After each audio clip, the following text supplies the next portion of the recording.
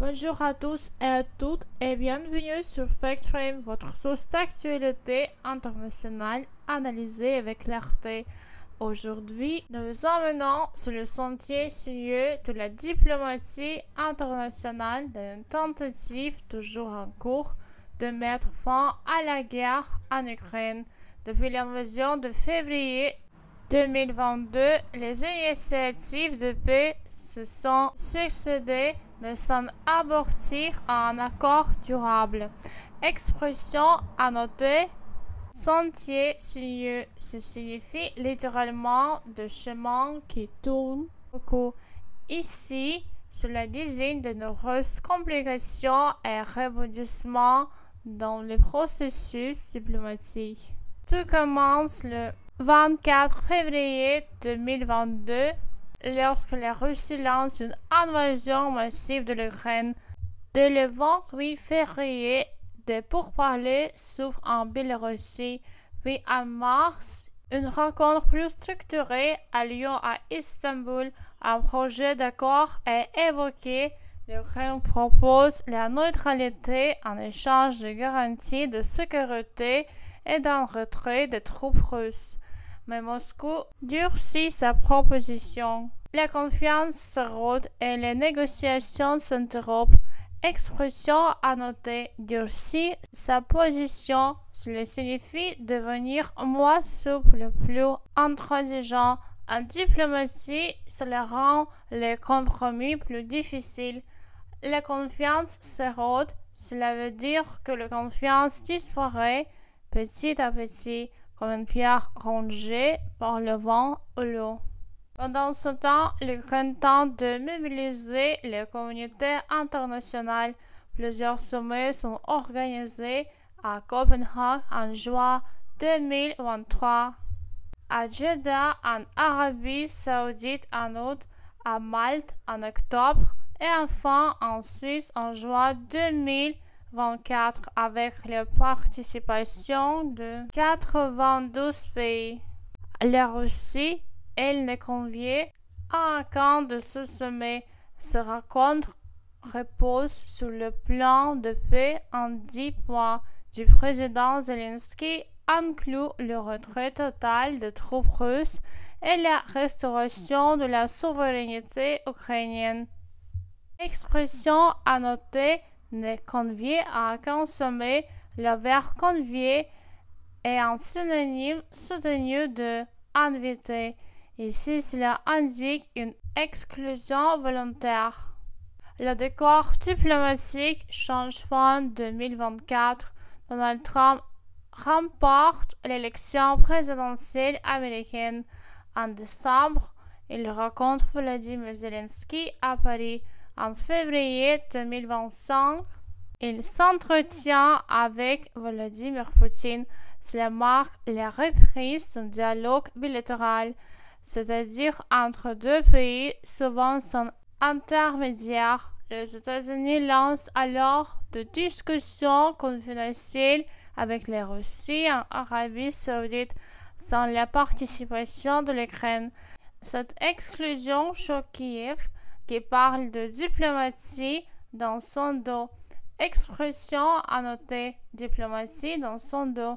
Expression imagée pour dire que des décisions sont prises sans les personnes concernées de façon cachée.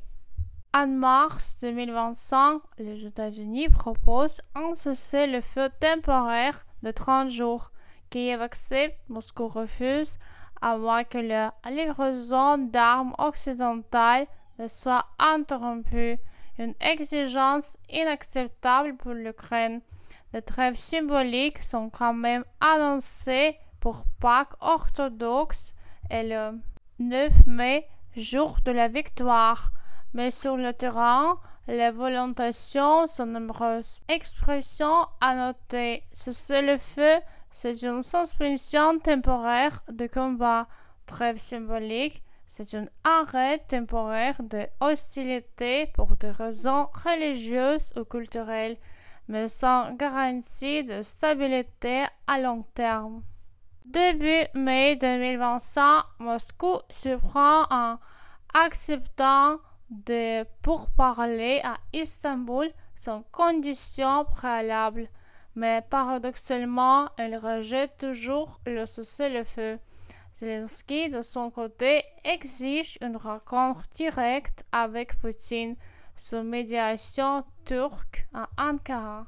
Donald Trump, d'abord pressenti pour se rejoindre au sommet, choisit d'envoyer des émissaires. La Russie, elle réclame la présence de la Chine, un acteur discret, mais en flou dans les coulisses. Expression à noter. Être pressenti, cela signifie qu'on s'attend à ce qu'une personne fasse quelque chose ou joue un rôle. Dans les coulisses, c'est au théâtre, c'est là où on prépare le spectacle.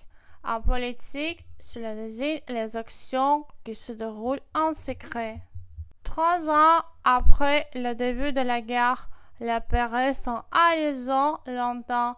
Le dialogue a repris, mais la méfiance est profonde, les lignes rouges nombreuses et les intérêts divergents.